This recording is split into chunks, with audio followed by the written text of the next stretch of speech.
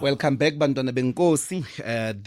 You have heard for yourself the National Speaker of Parliament, Umam Diza, explaining there the decision. It is indeed strange that people are asked to debate when there are so many options in the system of Parliament for a concrete action that, and all of us are demanding the President to act, but I think the same type of expectation rests on Parliament. But we are now joined by the Minister, as promised, and he is here in the studio, Ntate Pakstau, the preeminent leader of the mayors, the mayor of Joburg. That's where he was before. But today, he's joining us in his capacity as the Minister of Trade, Industry and Competition. Thanks very much, Bra Pax, for creating time for us here on Power Talk.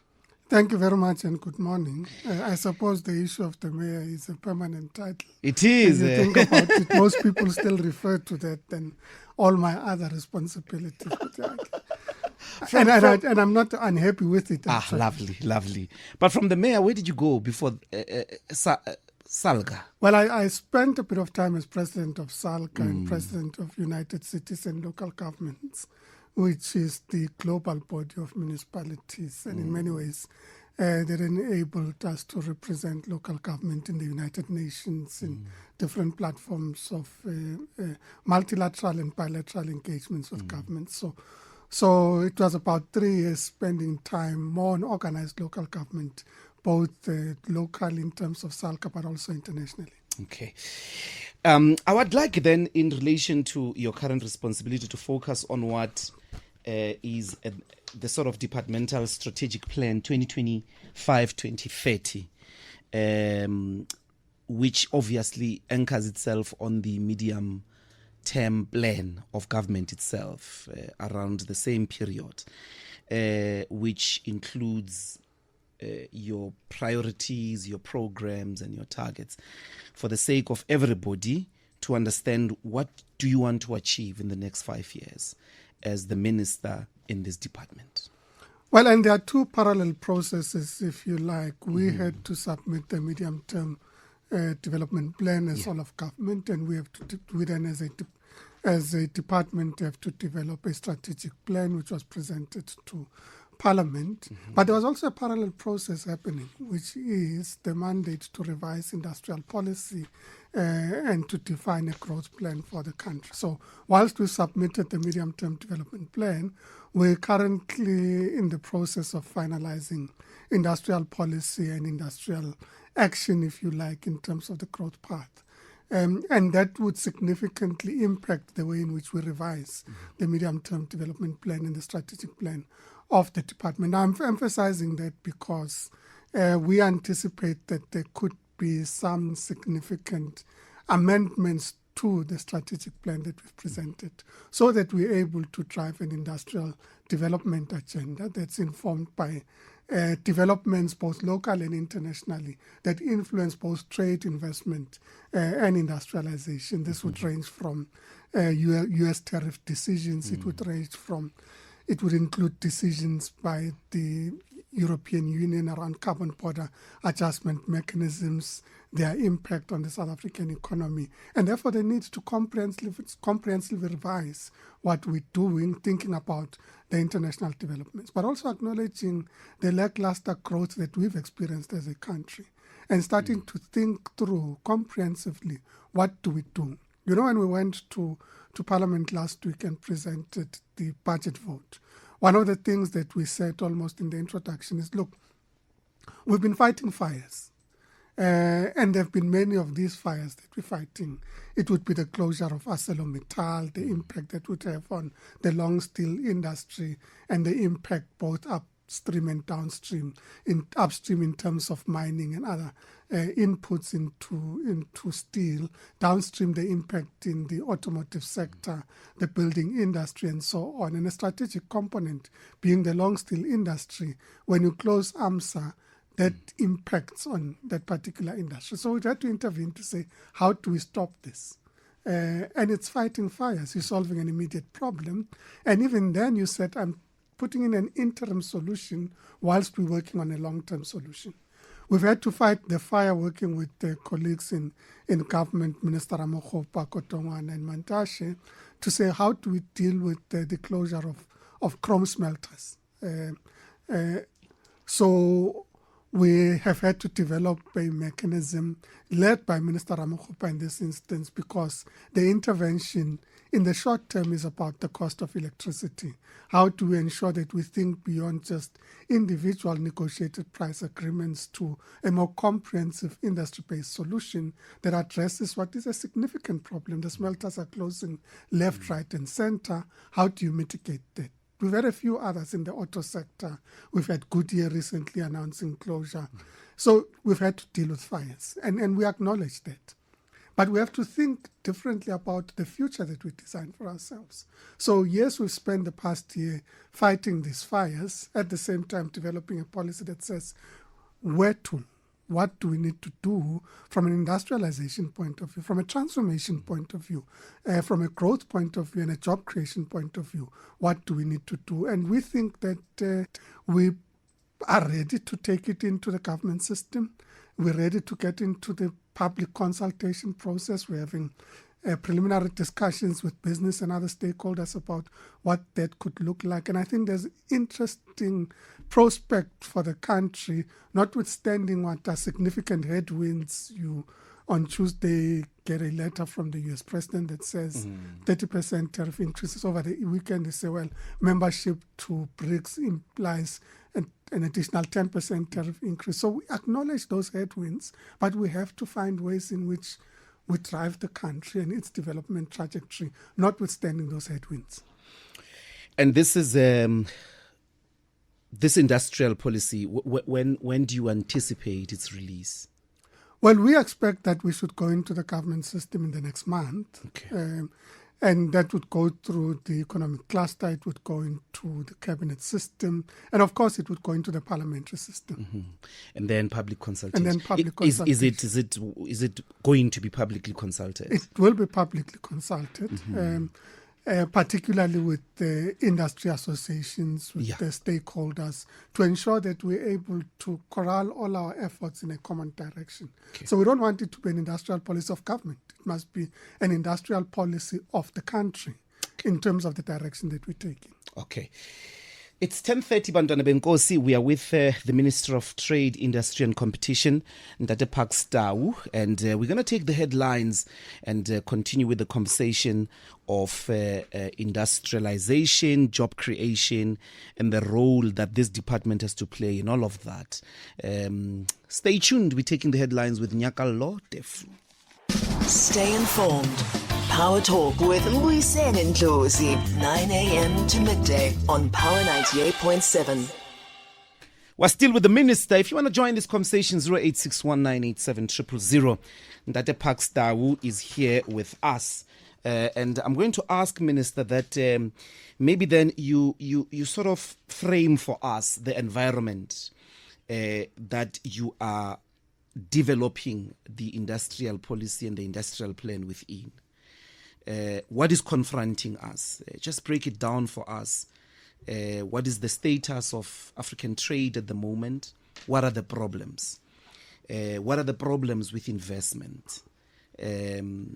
What are the problems with state investment, state coordination, state sufficient planning, central coordination of common programs, and then this trade war? What is its impact for South Africa, and specifically for the thinking that we must have about industrialization? I see that there's an emphasis at some points between reindustrialization and industrialization.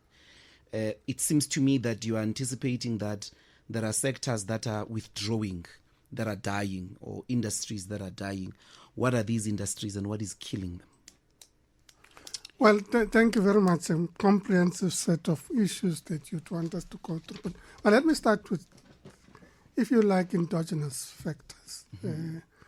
The factors that constrain growth in the South African system, and a lot of them are within government. So one of the first issues is about electricity and energy, it's been a major constraint to growth and industrialization, and it's contributed to the industrialization. So it's about access. So if you don't have access to electricity, it's difficult to produce, it's difficult to attract investors. As the issue of access is being addressed and we're seeing significant progress in that regard, it's now coupled to the reality of the cost of electricity.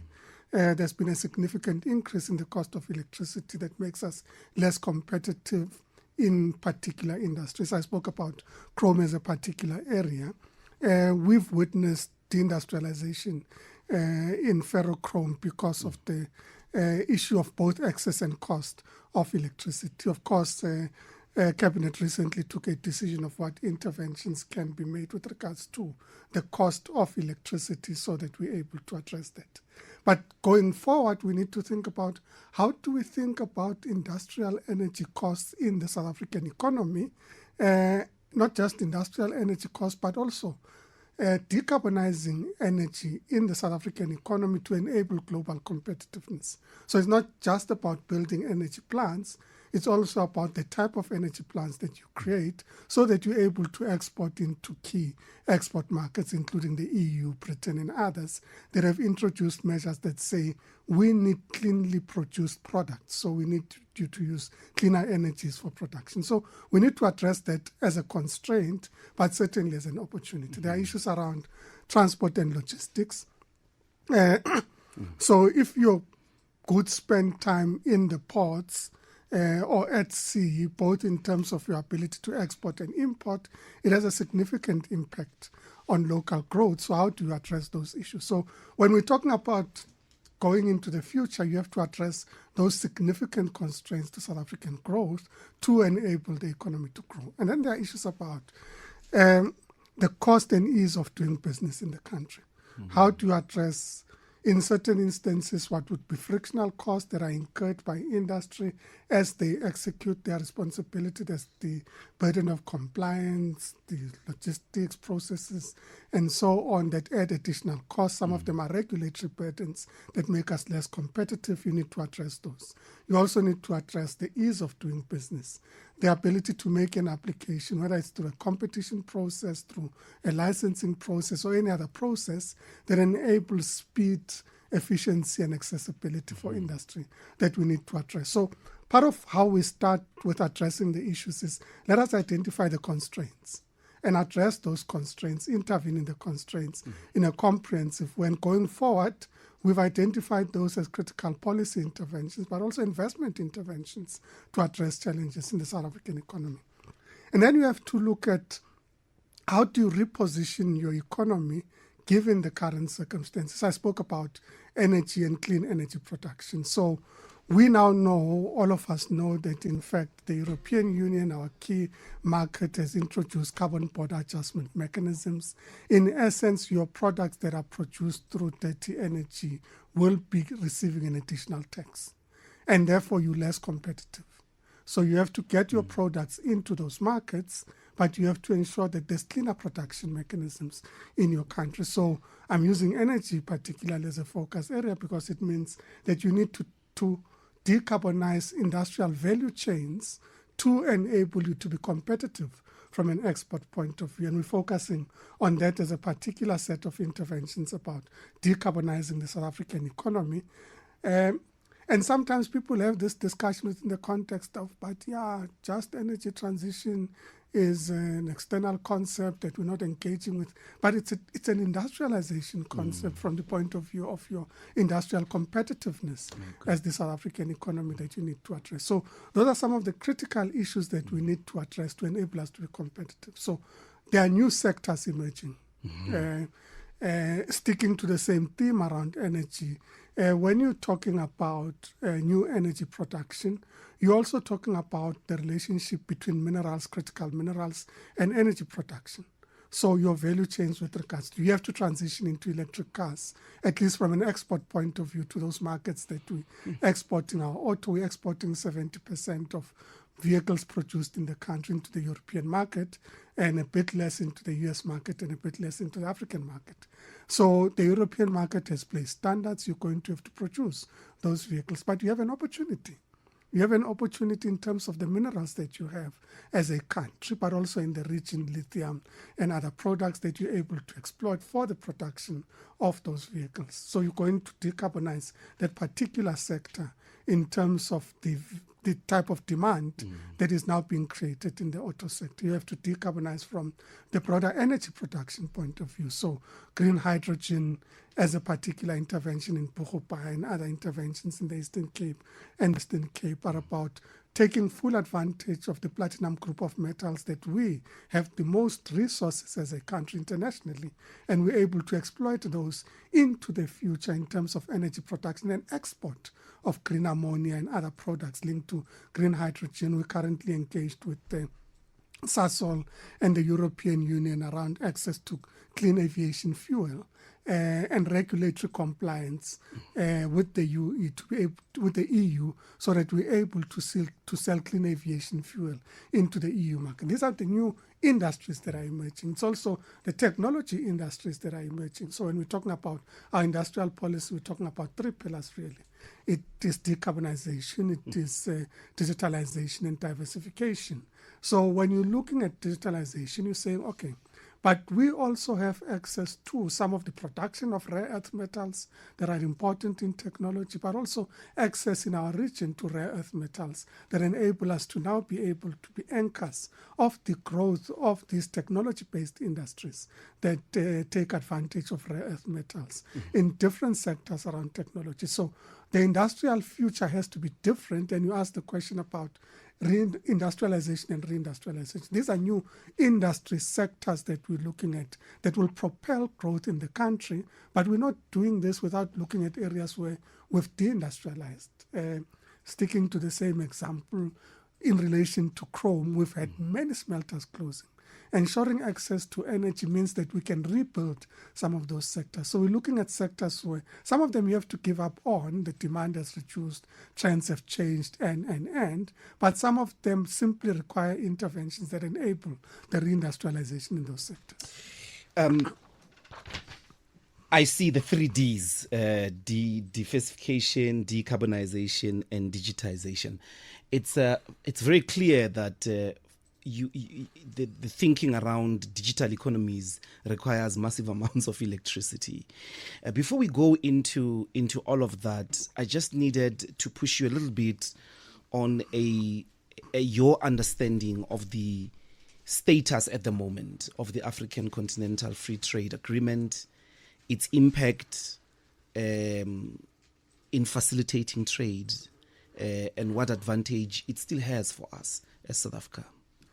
We see it as the greatest opportunity, firstly because of the proximity to our neighbors, to the African continent, the common objective of industrialization and growth that we can leverage off each other, and the natural allegiance and alliance that we're likely to have. So when we're talking about our industrial policy, our export policy, we also talk about what we call the butterfly strategy. And butterfly essentially being that the core is the African continent, and then you essentially then look east and west in terms of how you broaden your trade. But why is it important that we anchor it on Africa? Firstly, for practical and logistical reasons, proximity, commonality of and complementarity in terms of minerals and so on.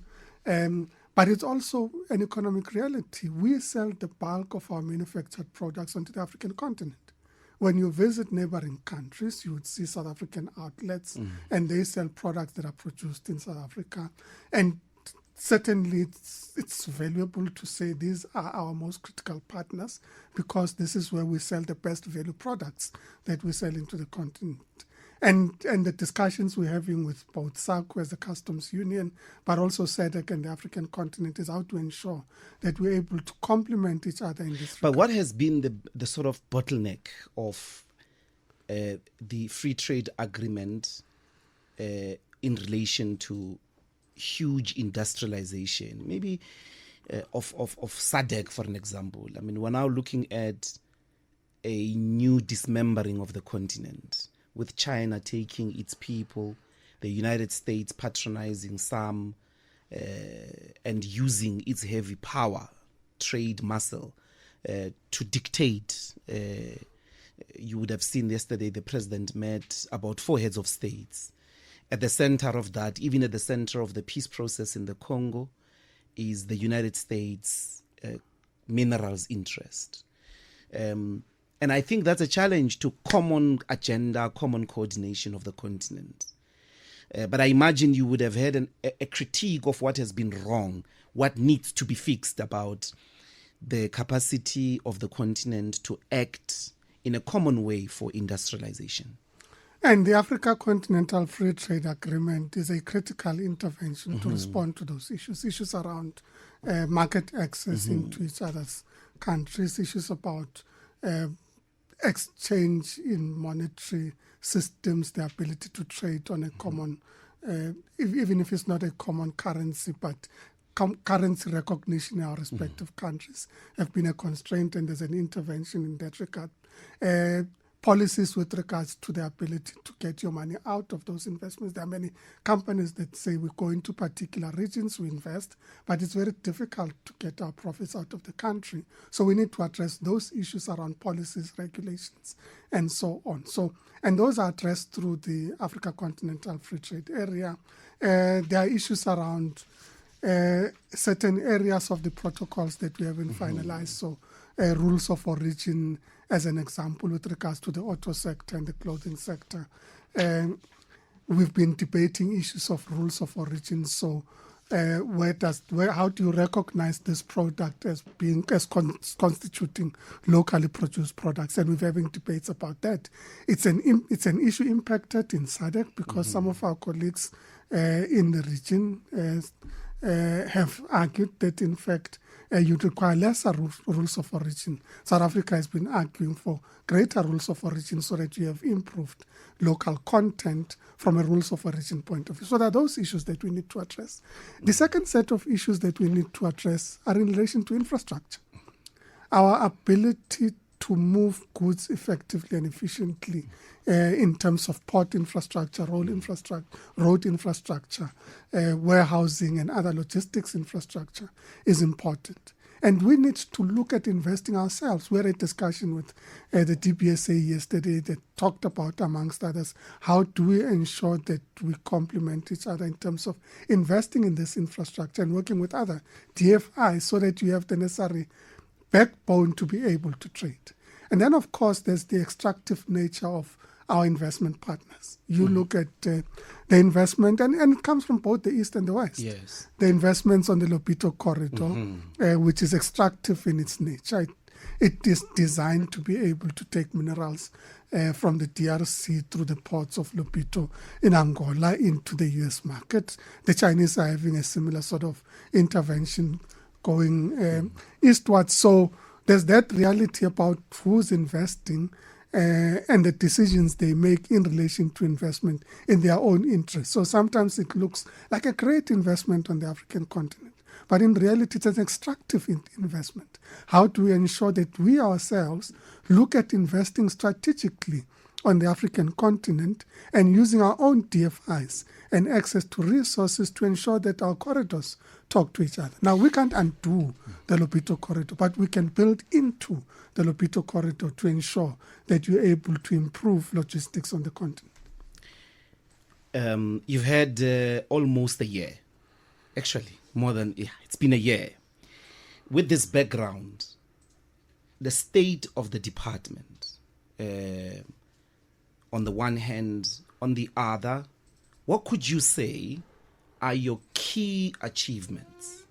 What have you been able to achieve in this 12 months that is going to allow you to produce a comprehensive industrial policy plan or comprehensive industrial plan that can be implemented?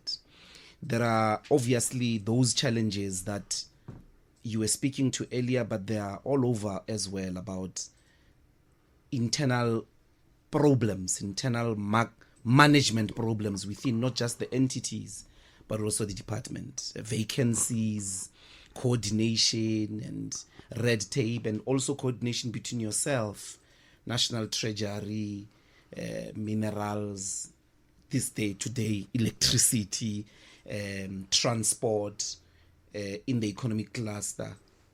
What would you say is the status of government's departmental and entities' capacity now vis-a-vis when you entered?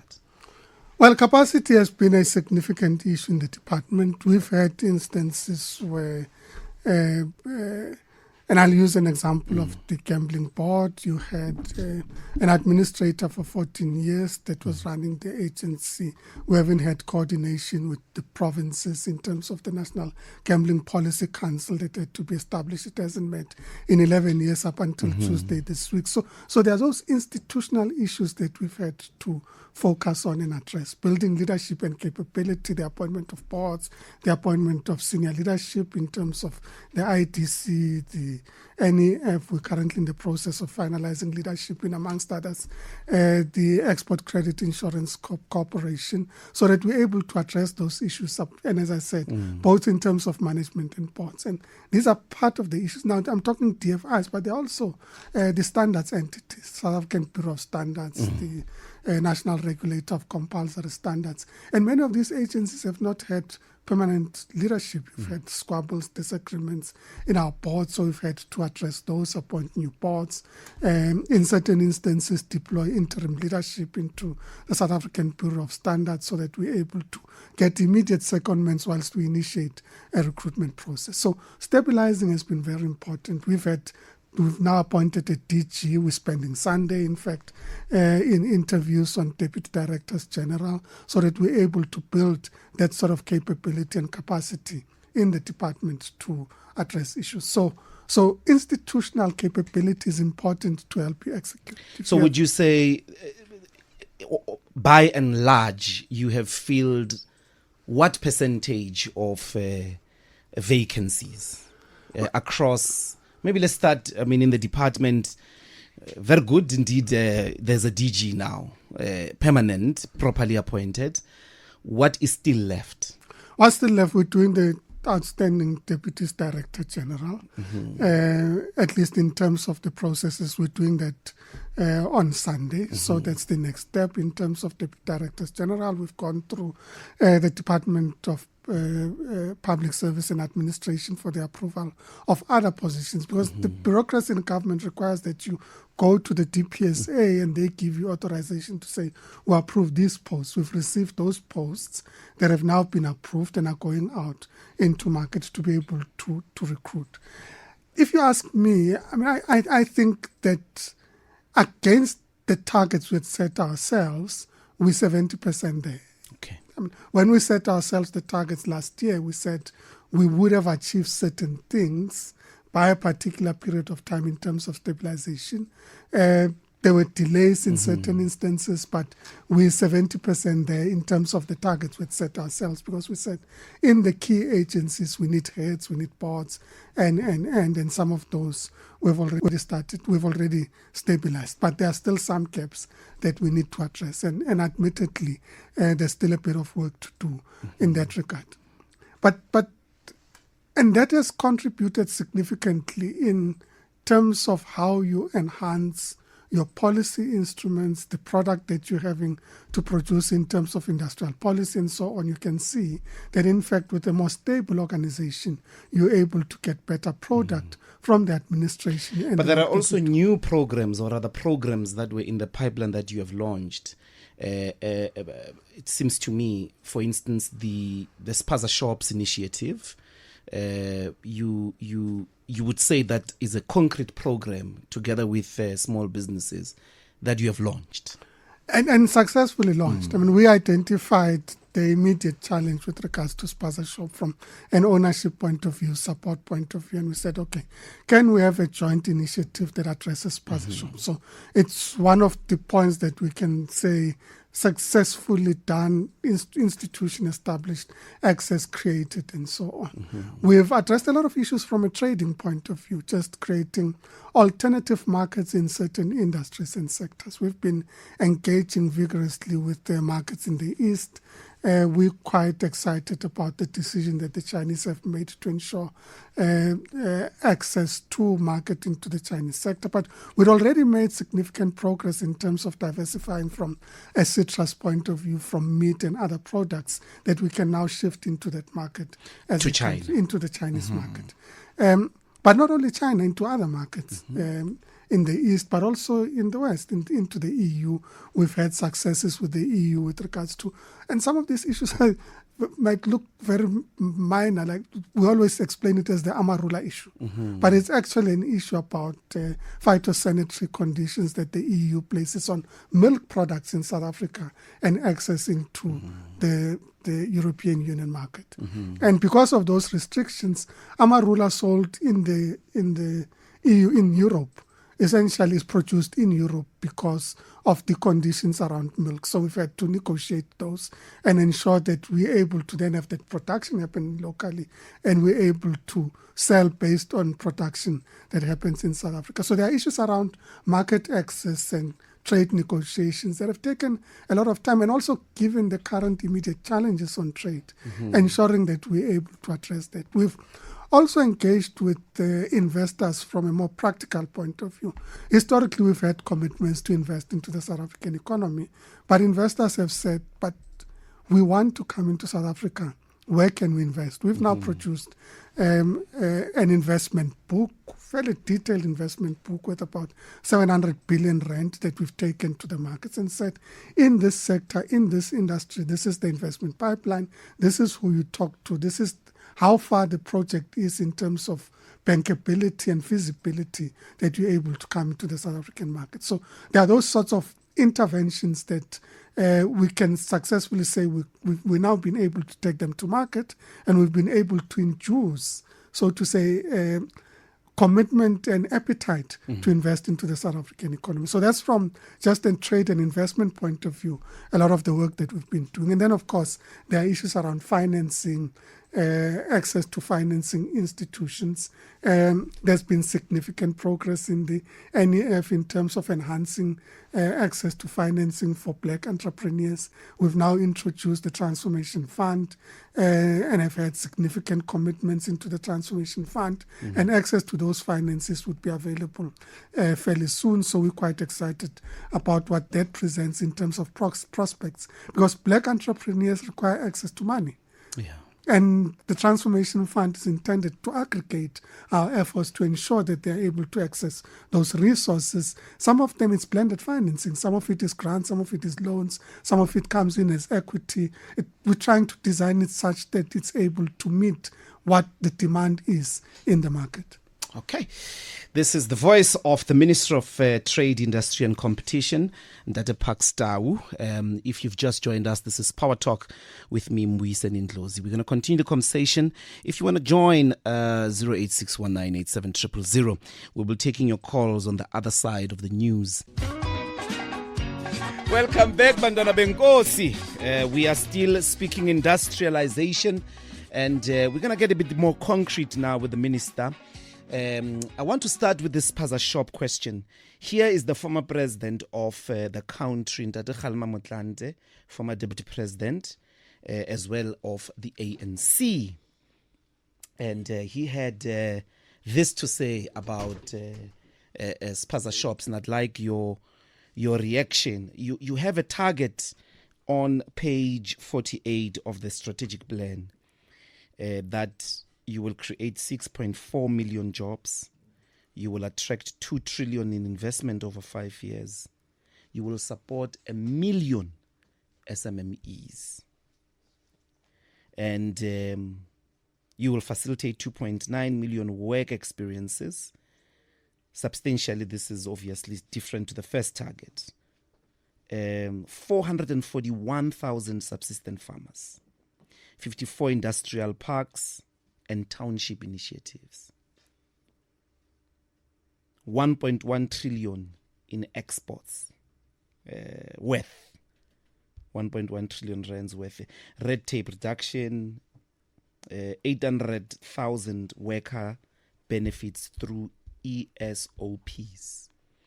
In fact, that's more transformative than blacks, is workers' participation in getting shares. And then a transformation fund of over 100 billion.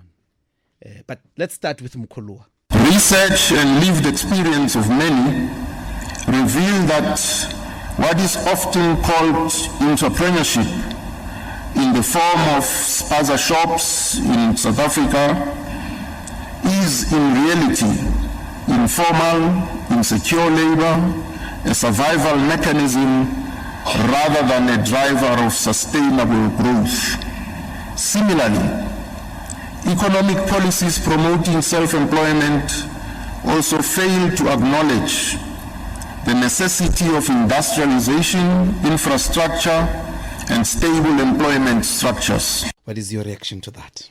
Well, a number of points. The first is that it's not an either-or. So we have to drive industrialization. We have to drive reindustrialization. It's a critical part of the work that we're doing in terms of ensuring that we're able to grow the South African economy. At the current levels of growth, in reality, you would not be able to achieve the levels of industrialization and reindustrialization that you require. And we spoke a bit about it in terms of the programs that we're putting in place, the policy, and the instruments that we're putting in place, including incentives, countervailing measures, tariffs, and other interventions to enhance that. On the other hand, there's the reality. And spaza shops, and I think Mkhulwa is right, spaza shops are in reality a subsistence enterprise.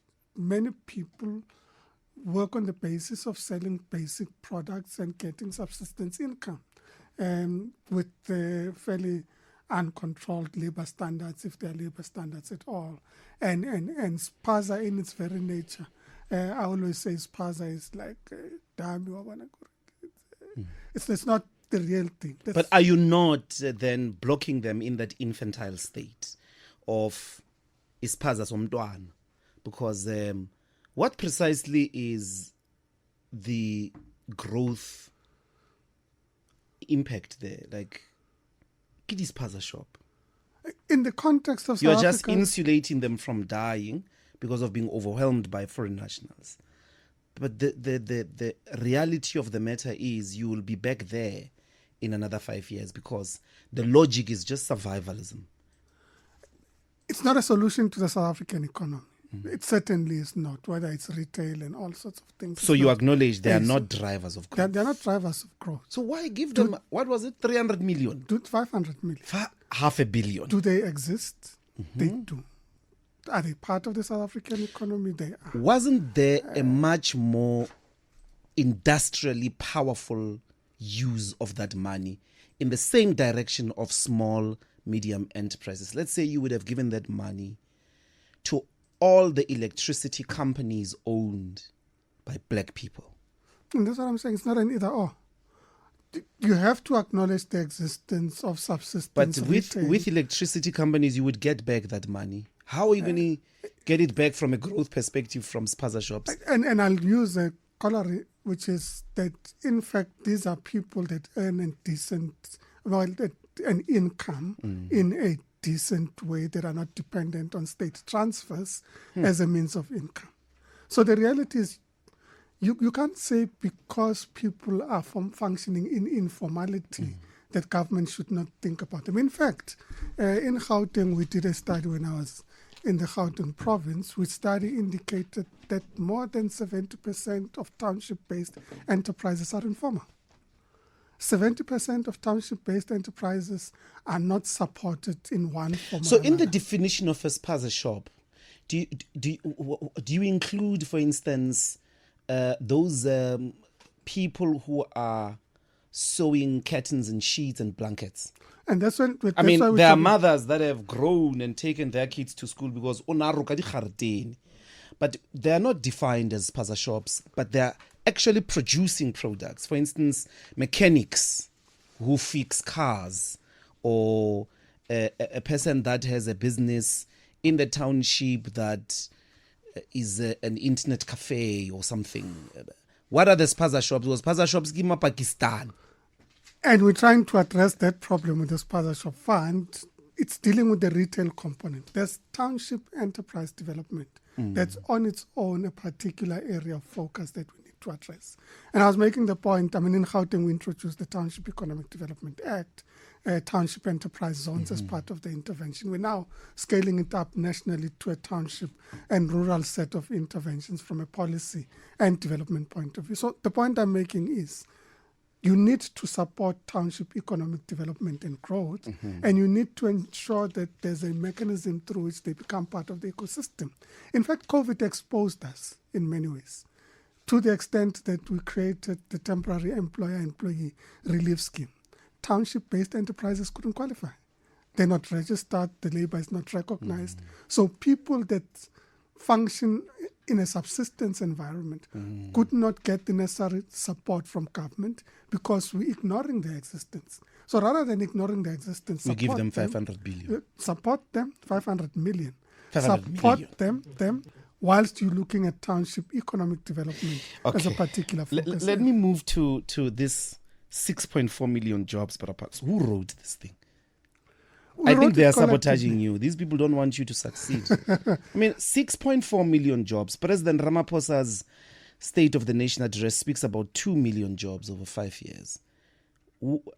People of DTIC don't love you. 6.4 million jobs in 5 years. We're stretching the people of DTIC. So it is you. We're stretching them. And it's a very Okay, can you say, it's Naginyaki 6.4, Kibatla fela 4E. If you close your eyes now and say to me, which industrial project will create 400,000 jobs in 5 years? What would that be? And I made the example earlier around reindustrialization. So we're looking at ferrochrome that has lost almost 100,000 jobs, and the intervention from an energy cost and access point of view addresses that. We're looking at ferroalloys in the broader instance and saying, how do we intervene in this sector to be able to support growth in those areas? But the reason I'm saying we're stretching the department is because you can't talk about export orientation and then not be able to measure what the level of job creation of that export would be. How do we ensure that we're able to not just leverage public sector investment, but private sector investment? Because we're a department responsible for what happens in the economy. What And tomorrow would be a project? I mean, I heard you say it, ferrochrome. That's recovering 100,000 jobs. But what would be a project, which would be initiated by the state, whether in partnership with the private sector, whoever, that could, let me reduce the number, that could give new 100,000 jobs? That is in your plans. And it's a project that we're currently working on with the private sector. Reluctance is to actually pronounce before finalizing. Okay. We've worked comprehensively with the private sector around global business services and the role it could play, the extent to which incentives would be able to support global business services. In fact, we have greater demand than we're able to supply resources into the sector around global business services. We're talking about labor intensity in certain industries that have not enjoyed labor intensity, and it's a program that we're working on. We're talking about skills and jobs linkages, so the ability to invest in leveraging the work that we're doing with the youth employment scheme and rethinking the way in which the youth employment scheme functions to be able to support job creation and link it to the skills program.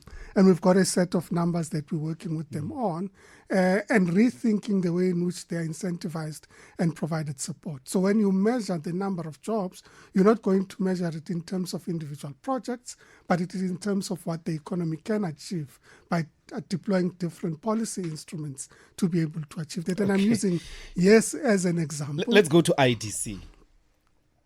Sasol is a product of the IDC. ISCO was a product of the IDC. It's now ArcelorMittal. It has problems. AMSCO and all of that. Is there an industrial project, and I mean of industrial scales, that you could point us to that the IDC is engaged in? A new industry that will yeki industria, the government of the post-apartheid government, and it can be measured in the same scale as Sasol firm.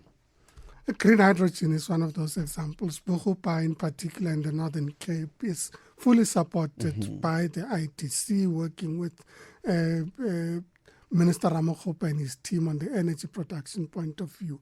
And if you look at the value chain opportunities from mining, rebuilding the competitiveness of our platinum group of metals sectors and improving production in that sector is important. Green energy production, solar, wind, and so on. Green ammonia in relation to the PGMs. It is huge industrial scale intervention in the production of energy, supported and driven by the ITC, amongst others. The ITC is also actively involved in the auto sector and repositioning the auto sector, so that you think about reimagined auto sector. In fact, I'm meeting the colleagues in the auto sector this afternoon to talk about how do we reposition the South African auto sector and how does the ITC. What new industrial project? I mean, you gave us new industries. These include, for instance, in the case of the United States, in the digital sector, the top 90% of the most richest companies in the world, the majority of which are in the US, are in the space of digital technologies. Apple, Netflix, all those things. Those are the new industries, including the ones you were speaking to related to decarbonization. But what investment is IDC busy with in the new industries of that scale? Of which scale? I spoke about green hydrogen. I spoke about battery electric vehicles. In digital economies. Or in the digital economies. I'm trying to think at the top of my head. Let me think at the top of my head what in the digital space we're working on in the ITC. I can come back on that particular. Okay. I want to move to my biggest criticism of both the annual performance plan and the strategic plan, and I hope it will be in the industrial policy plan that you are busy with. This is my biggest. I used to work with you in the portfolio committee. This South Africa needs to stop thinking about artists as playing, filmmakers, musicians, the entire arts. What is the industrial policy or the industrial plan around the arts? I mean, the portfolio in the IDC of investment into artists is, if anything, very embarrassing. But can I get your thoughts on the industrialization plan and thinking around film, music, dance, theater, maybe even sports? What is the thinking around that? So, and firstly, we have to acknowledge that there are sister departments, there are lead departments in these sectors. But coming to film in particular... No, but Pax, I'm not going to let you on that. Yeah. You've got electricity in here. Yeah. You've got energy, despite the fact that there is a department. You've got transport. You are at the center of government, and people don't know. You and I know trade, industry, and competition has the same seniority as the president. That's an overstatement. Okay, by far. It is. But it should. It should. If we take industrialization, economics, growth seriously. You've got those sister departments that you're working with. Nothing in these plans speaks to industrialization of the arts. So, and I said, the point I was making was not to run away from the fact, and I was getting to the point around the work that we're doing in film, in particular, but also talking about animation and other areas, pivoting just away from film into the broader sector, so to say.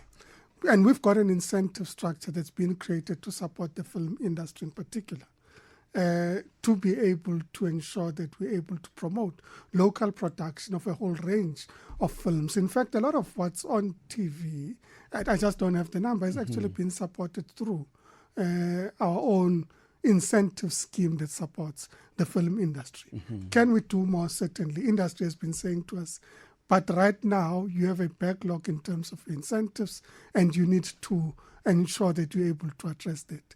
So you have bigger demand that we actually have from a supply point of view. And it's an issue that we've now said to ourselves, let's rethink the way in which the film and, if you like, cultural industry sector is supported, because the incentive structure on its own is not enough to be able to do that. We need to ensure that we have a comprehensive set of mechanisms. So, yes, we're having work in the area of film, but we do acknowledge that we need to be able to expand it. And that would extend, in fact, to broader the creative industries. I mean, we're certainly not doing enough in sport, and sport is a major employer in the country. We're intervening on clothing, textile, and those sort of industries that in many instances constitute part of the sports industry, but sport on its own as a focus area is not something that we've given enough attention. I And mean, musicians are some of the biggest employers. They have a bigger investment in employment than the PSC, which at this moment temporary jobs are at between 75 to 100,000. Music is much more industrious. And when we talk industrialization, when we talk industrial policy, industrial planning, we seem to not view these sectors as part of industrial thinking.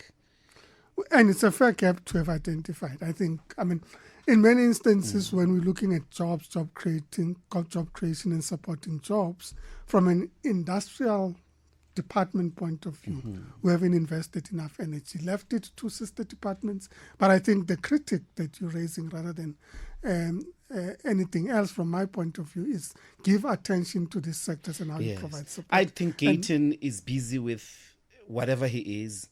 The industrial policy rests with you to industrialize. It would seem to me that I can't expect him to say, I'm going to devise an industrial policy.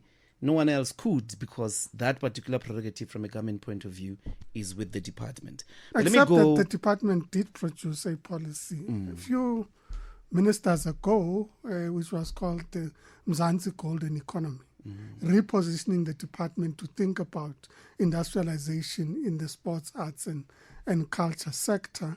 And I think Minister McKenzie has certainly said he'd want to revive that, and he'd want us to complement each other. So I'm not saying that he hasn't raised it. I think it would only be fair to say he has raised it, and he has said, look, can we work around this together? The flagship for me is the usage of the procurement policy for industrialization, for stimulating growth, but also for transformation. The procurement muscle of the state, it's a big thing here. And I wonder if you would like to say something about that. I see theoretically how you could transform industries by prioritizing women businesses in what the state procures, youth businesses, but also worker-owned businesses. But it seems to me procurement is in Treasury, not with you. How does that work? Because is there strict coordination and a measurement? And if there is a measurement, at what intervals that Department X, State Entity X, give us reports at these intervals that you are procuring in line with the procurement policy? So the Procurement Act has now been passed. The revised Procurement Act has been passed, led by National Treasury, working on the regulations related to the implementation of the Act, and that would include localization, empowerment provisions, so that we're able to use state procurement in a manner that enables that. So the regulations are currently, I think they are out for public consultation.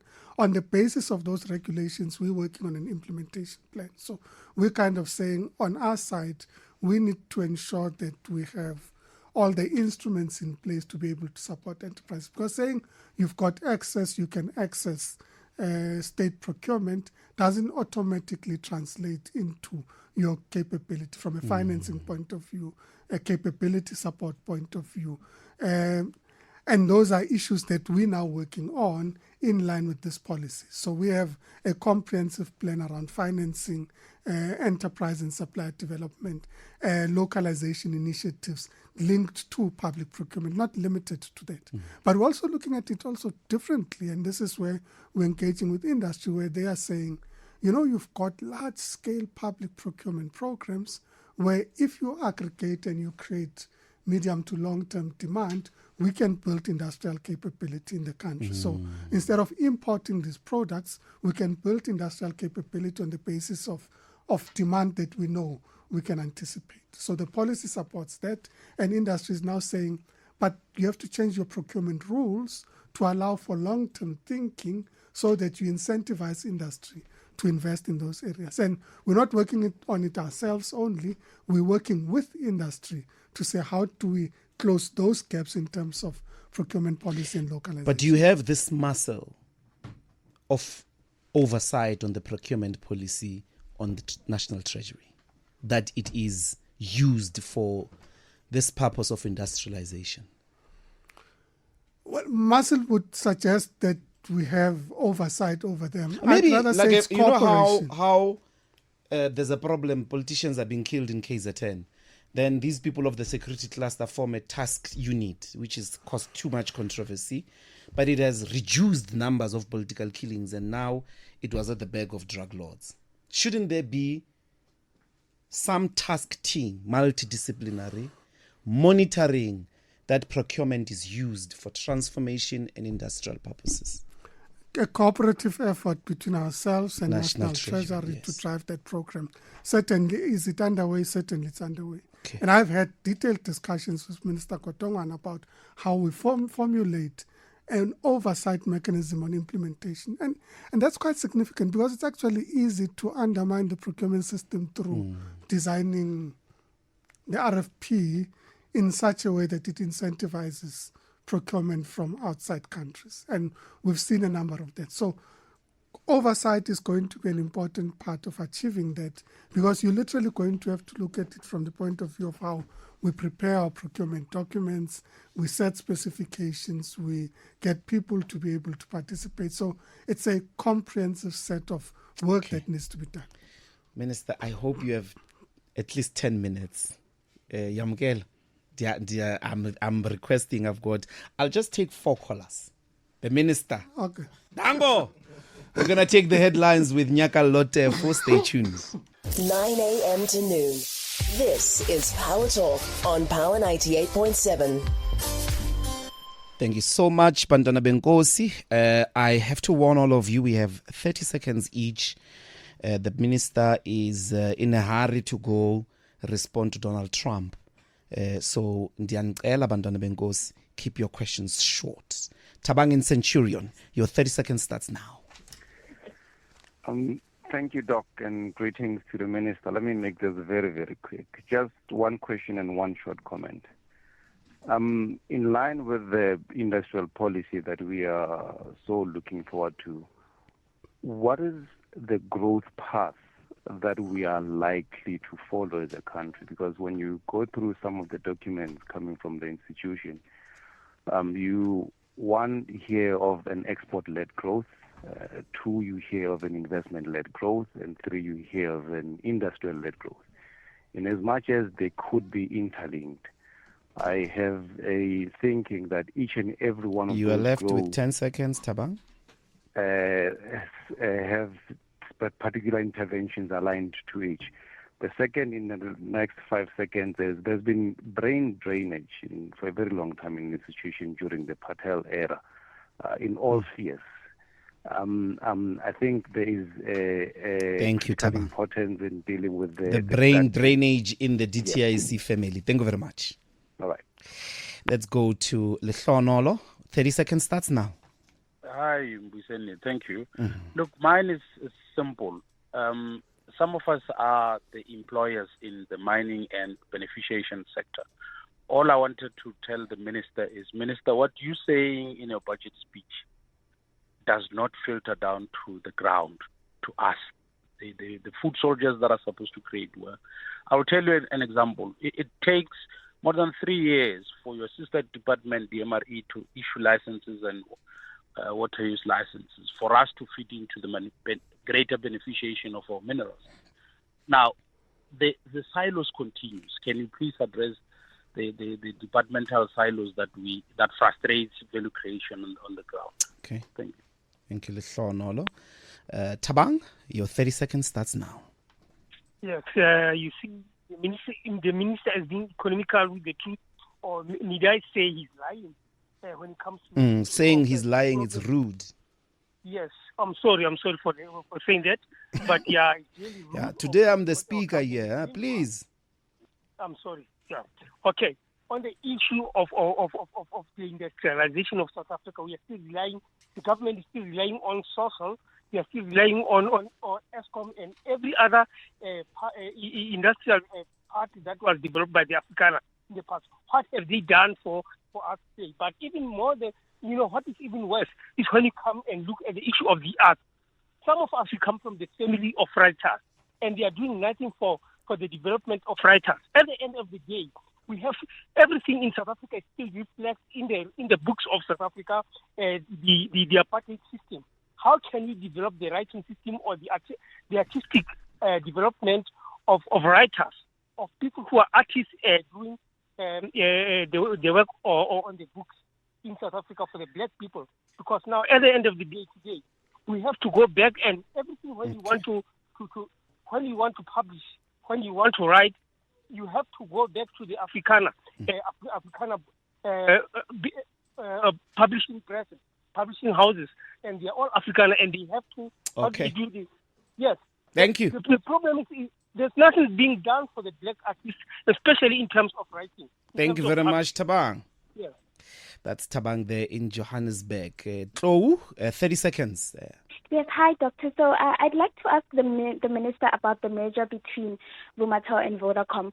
After the rejection of the merger between the two by the Competition Tribunal, I'd like to ask the Minister why they chose to side with a private company against a regulator that sits on their side, especially given the concerns raised by the Competition Commission, which showed that there were no benefits to the transaction that were not already in place before it happened, and the potential impact to consumer welfare.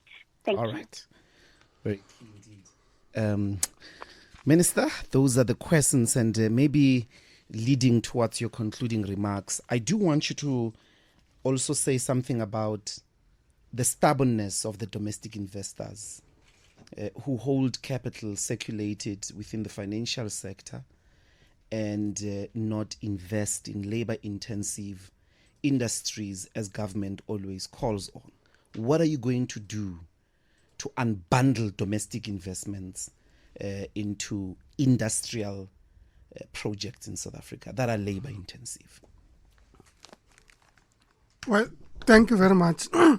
Excuse me, and thanks to all the callers that have participated. And maybe to start with the issue around the financialization of the South African economy, it is an area that we've identified as a significant challenge. And when you look at the revised industrial policy that we're still taking into the system, we've identified what industry says is a challenge. How do you ensure that industry is able to create value for the investor in a manner similar or close to what financialization creates? And part of what we've had to address is what we call reducing the frictional cost, the cost of doing business, and so on, so that the industrial investor is able to gain the income that they require. And it's been a significant problem.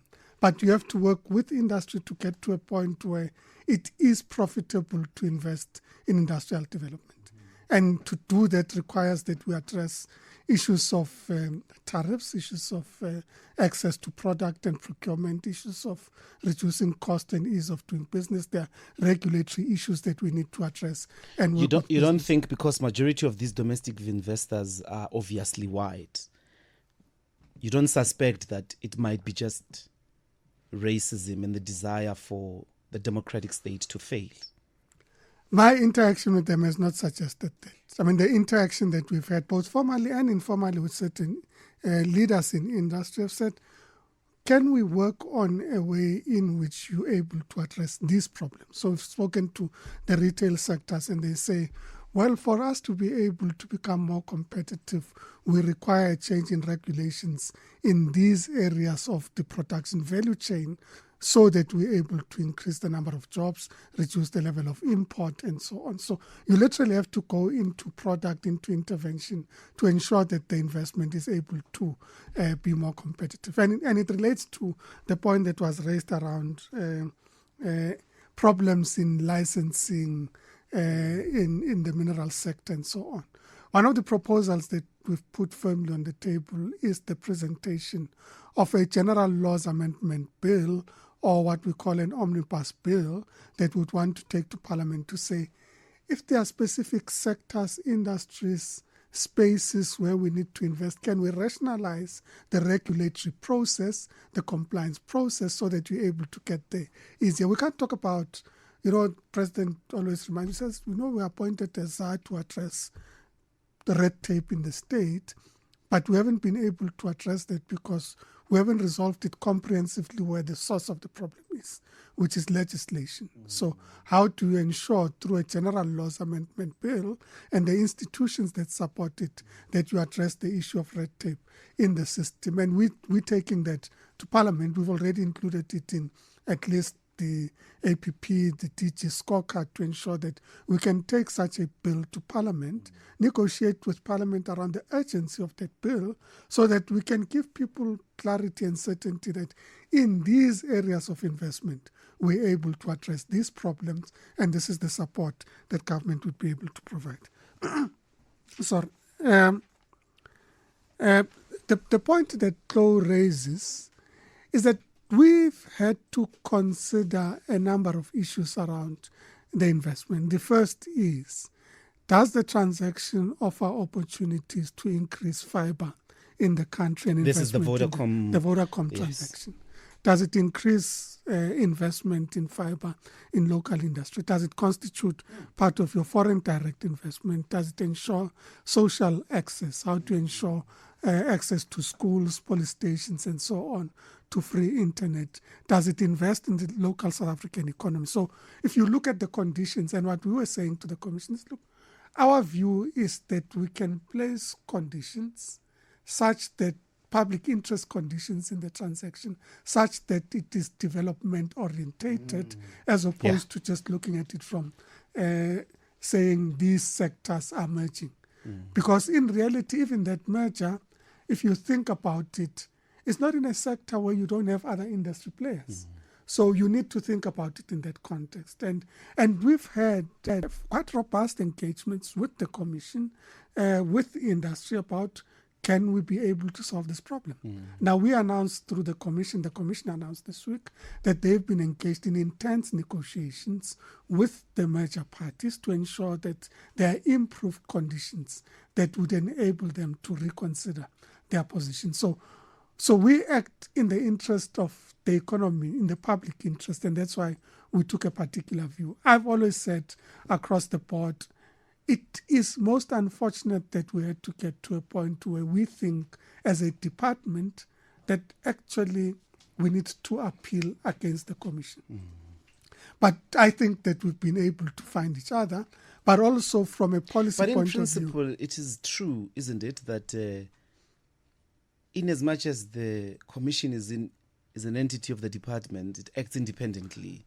It ought to, which means the principle that you can't appeal doesn't make for a good argument, but specifically in the separation of powers. It can rule against you. And they're entitled to. Yes. And I have recourse. Yes, you have recourse, and it's going to a justice system which will say whether you are right or wrong. Right or wrong. Okay. But we've taken a view that we need to resolve it from a policy perspective. Okay. So that there's policy certainty about the direction that we're taking, so that we don't have to haggle in the Commission about the direction that we're taking. The department might argue in favor of foreign direct investment, in favor of investment in infrastructure in the economy, and the Commission might say, but that does not trump the competition issues. But you have to try and balance. Yeah. Our duty and responsibilities about public interest. Theirs is competition. They sometimes clash, and we need to find ways of reconciling those. Ideally not in court, but you also don't want to be in a situation where industry thinks the minister will appeal all the time when the Competition Commission makes decisions. Otherwise, you end up being a representative of particular sectors and companies. There were two tabangs. The second tabang, to start with the point, and I understand the frustration and the evident emotion that's related to this, but that's a discussion we had earlier. To say, can the IDC play a more proactive role in industries that we've not played a more proactive role? And I said, well, to me, that's a good suggestion. We have played a role in film, we've played a role in other areas around the sector, but can we do more? Certainly the argument has been made to me that says DTIC think differently about the role that these sectors can play in the local economy. And I think it's a welcome proposal. When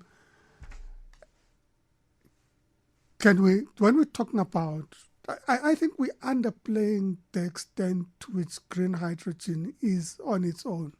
Industrious, and the potential that it gives us from both industrial energy point of view, but also export point of view. They just want coal. Because when we're talking about platinum, ammonia, this is a growth sector. This is the economy of the future, and we're investing a lot of time, policy, and resources into growing this sector. Will it be an overnight thing? Certainly not. Are we sitting with a whole range of interventions on green hydrogen? We are, whether in fact even in Sasol, in Gauteng, there's been issues around green hydrogen interventions. There's a mitochondria intervention around green hydrogen for industrial development. There are export-orientated interventions. There are issues around opportunities in shipping industry and in other industries for those sectors to be able to play a role. So when you say we're only working on the basis of historic industry, it's not an acknowledgement of new industry that is there.